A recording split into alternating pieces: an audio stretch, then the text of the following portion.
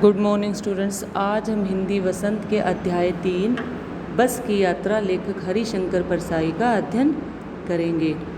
अब देखिए इस अध्याय में क्या है। हम 5 मित्रों ने तय किया कि शाम 4 बजे की बस से चलें। पन्ना से इसी कंपनी की बस सतना के लिए घंटे भर बाद मिलती है, जो जबलपुर की ट्रेन मिला देती है। सुबह घर पहुंच जाएंगे। हम में से 2 को सुबह काम पर हाजिर होना था, इसलिए वापसी का यही रास्ता अपनाना जरूरी था। लोगों ने सलाह दी कि जो समझदार आदमी होता है वो शाम वाली बस से सफ़र नहीं करता। क्या पता रास्ते में डाकू मिलते हैं। नहीं, बस ही डाकिन है। बस को देखा तो श्रद्धा उमड़ पड़ी। खूब वयोवृद्ध थी, अर्थात बूढ़ी थी। सदियों के अनुभव के निशान लिए हुए थे लोग, इसलिए इसमें सफ़र नहीं करना चाहते थे कि इस वृद्धावस्था में इस बस को कष्ट होगा। यह बस तो पूजा के योग्य थी, उस पर सवार होकर कैसे जा सकते हैं। बस कंपनी के हिस्सेदार भी उसी बस से जा रहे थे। हमने उनसे पूछा ये बस चलती भी है? वह बोले चलती क्यों नहीं है, अभी चलेगी। हमने कहा वही तो हमें देखना है। आप अपने आप चलती है? हाँ बिल्कुल चलती है। गजब हो गया, ऐसी बस अपने आप चलती है। हम आगा पीछा करने लगे। डॉक्टर मित्र ने कहा डरो मत, चलो, बस अनुभवी है, नई नवेली बसों से ज़्यादा विश्वसनीय है, हमें बेटों की तरह प्यार से गोद में लेकर चलेगी। हम बैठ गए। जो छोड़ने आए थे वो इस तरह देख रहे थे जैसे अंतिम विदाई दे रहे हो। उनकी आंखें कह रही थी आना जाना तो लगा रहता है, आया है सो जाएगा। राजा रंग फकीर, आदमी को कूच करने के लिए एक निमित्त चाहिए।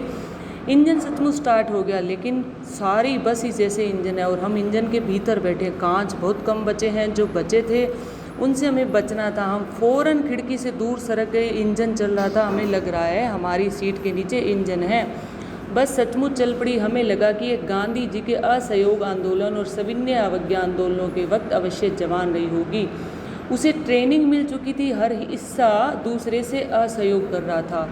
पूरी बस सविनय अवज्ञा आंदोलन के दौर से गुजर रही थी। सीट का बॉडी से असहयोग चल रहा था। कभी लगता सीट बॉडी को छोड़कर आगे निकल गई है, कभी लगता कि सीट को छोड़कर बॉडी आगे भाग रही है। 8-10 मील चलने पर सारे भेद ही खत्म हो गए।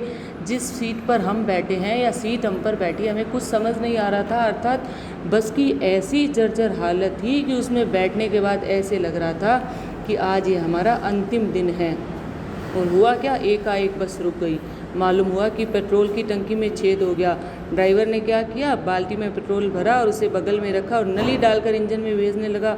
अब मैं उम्मीद कर रहा था कि थोड़ी देर बाद बस कंपनी के हिस्सेदार इंजन को निकालकर गोद में रखेंगे, नली से पेट्रोल पिलाएंगे, जैसे माँ बच्चे के मुंह से दूध की शीशी लगाती है।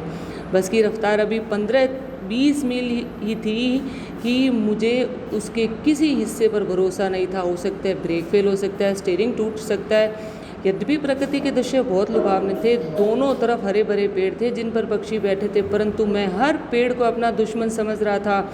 जो भी पेड़ आता मुझे ऐसे लगता कि इससे बस टकरा जाएगी। एक आता एक जाता और इस तरह से मेरी जो भावनाएं हैं वो आहत हो रही थी। एकाएक फिर बस रुक गई। ड्राइवर ने तरह तरह के तरीके किए, तरह तरह की तरकीबें निकाली और फिर वही शुरू हुआ।